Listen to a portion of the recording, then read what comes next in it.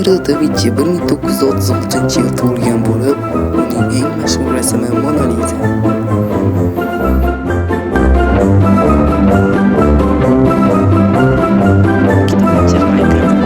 Bo'lgan ekan, ular do'st bo'lishgan, lekin ular oxirini bilishmagan.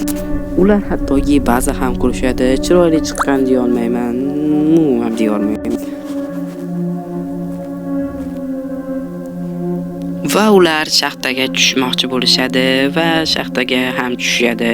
Ular ko'p narsa topmoqchi edi, ya'ni olmos.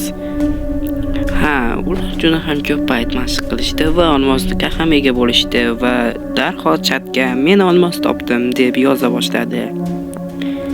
Lekin Nezerga borish kerak va tezroq portal qurish kerak deydi va u rozi bo'ladi va deyarli portalni ham qurishadi.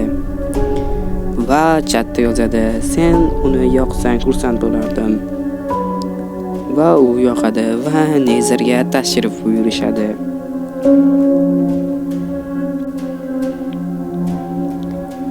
Bu anchagina eski versiyaligini bilib turgan bo'lsangiz kerak va shu yerda Leonardo da Vinci 1966-1606-yilda tug'ilgan bo'lib, uning eng mashhur rasmi Mona Lisa bloklarga o'raydi va yozlamalar tekshirganda easy rejimida turgandi. Bu chatga darhol yozadi: o'yin easy rejimida, lekin haligacha moblar mavjud emas. Va ular umrida Nezerga kelmaganda hamma yerni qarayverishadi, hamma narsani kovlab yuborishadi. Bunga yana bir bor misol.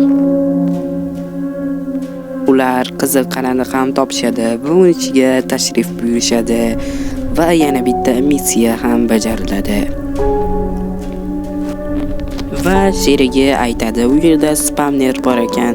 Va ular u yerga borishadi va shu spamner bo'lsa ham u yerda mob paydo bo'lmayotganda bu anchagina shubhali edi. Va ular sandiq topib olishadi va ochgandan keyin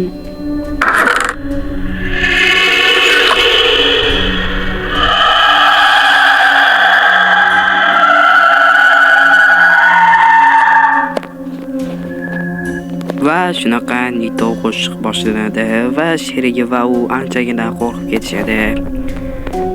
Lekin esa sherigi o'zicha jasorat qilib, u nimaligini bilib kelish uchun bormoqchi bo'ladi.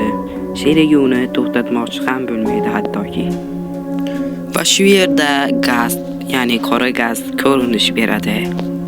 Mana o'zingiz ekranlarda ko'rishingiz mumkin. Sherik esa chatda vahmat tashlaydi va uni o'zi qidirgani chiqib ketadi, ya'ni sherik.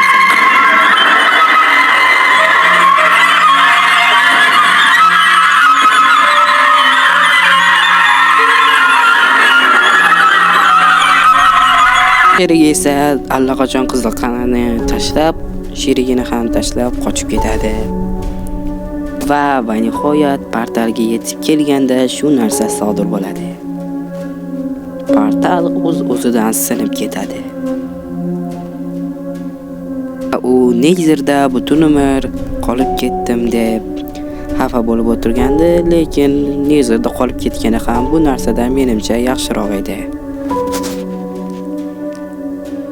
A few moments later.